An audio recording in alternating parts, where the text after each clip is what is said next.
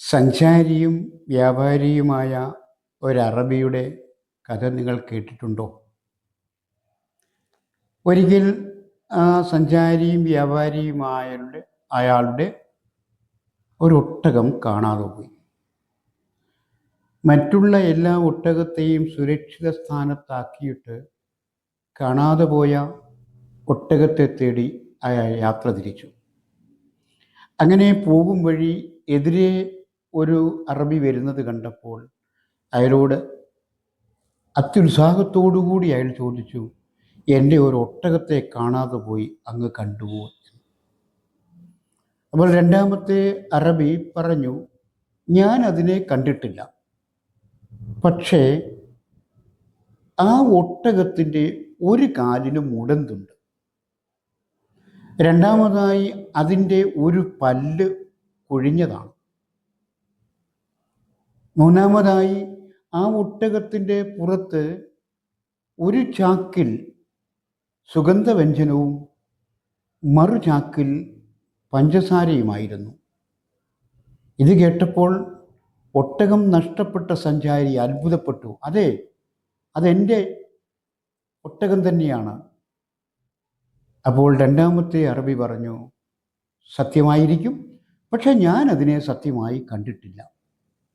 നിങ്ങൾ ശ്രമം നടക്കുക, തീർച്ചയായിട്ടും നിങ്ങളുടെ ഒട്ടകത്തെ കണ്ടെത്തും.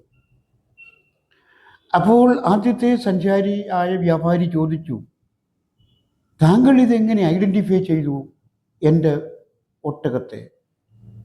അപ്പോൾ രണ്ടാമത്തെ അറബി പറഞ്ഞു, ഞാനിങ്ങ് വരുന്ന വഴി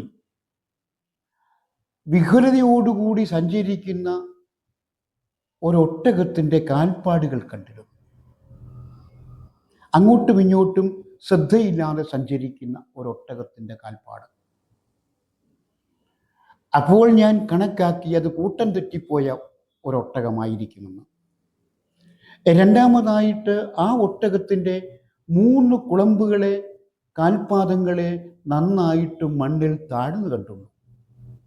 നാലാമത്തെ കാൽപാദം കുളമ്പ് താണിട്ടില്ല. അപ്പോൾ ഞാൻ കണക്കാക്കി ആ ഒട്ടകത്തിൻ്റെ ഒരു കാലിന് മുടന്തുണ്ടെന്ന്. അപ്രകാരം തന്നെ ഞാൻ വരുന്ന വഴിയിൽ ശ്രദ്ധിച്ചു. പുല്ലുകളുടെയും ഇലകളും ഒക്കെ കടിച്ചു പറിച്ചു തിന്നതായിട്ട് ഞാൻ കണ്ടു.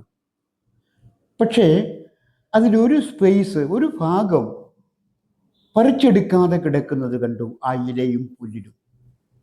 അപ്പോൾ ഞാൻ കണക്കാക്കി ആ ഒട്ടകത്തിൻ്റെ ഒരു പല്ല് കൊഴിഞ്ഞുപോയി എന്ന്. പിന്നീട് ഞാൻ ശ്രദ്ധിച്ചപ്പോൾ വലതുഭാഗത്ത് വളരെയേറെ തേനീച്ചകളും മറ്റുമൊക്കെ പറന്നു നടക്കുന്നത് കണ്ടു വഴിയിലിങ്ങനെ. അപ്പോൾ എനിക്കൊരു കാര്യം ബോധ്യമായി, ആ ഒട്ടകത്തിൻ്റെ വലതുഭാഗത്തെ സഞ്ചിയിൽ, ചാക്കിൽ സുഗന്ധവ്യഞ്ജനമാണെന്ന്.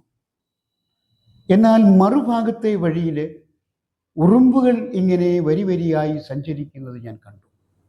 അപ്പോൾ എനിക്കൊരു കാര്യം തീർച്ചയായി, ആ ഇടതുഭാഗത്തെ സഞ്ചിയിൽ പഞ്ചസാരയായിരുന്നു.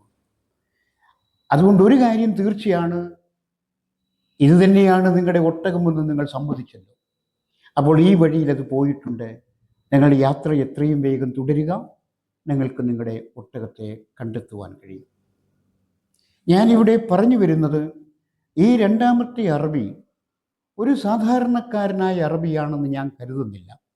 അയാൾ നല്ലൊരു കൗൺസിലർ, അതല്ലെങ്കിൽ നല്ലൊരു സൈക്കോളജിസ്റ്റ് ആണെന്ന് ഞാൻ കരുതുന്നു. നല്ല ഒരു കൗൺസിലർക്ക് വേണ്ടുന്ന ഏറ്റവും ഇമ്പോർട്ടൻ്റ് ആയിട്ടുള്ള ഗുണമെന്താണ്? ഒബ്സർവേഷൻ. നമ്മുടെ ഈ രണ്ടാമത്തെ അറബി നല്ല ഒബ്സർവേഷനുള്ള, അതനുസരിച്ച് അയാൾ എവാലുവേറ്റ് ചെയ്യുവാനും ഒക്കെ അയാൾക്ക് കഴിയുന്നുണ്ട്. ഫൈനലായിട്ട് ആ ഒട്ടകത്തിൻ്റെ എല്ലാ ലക്ഷ്യങ്ങളും അയാൾ മനസ്സിലാക്കി, അതിൻ്റെ പ്രോബ്ലംസും മനസ്സിലാക്കി.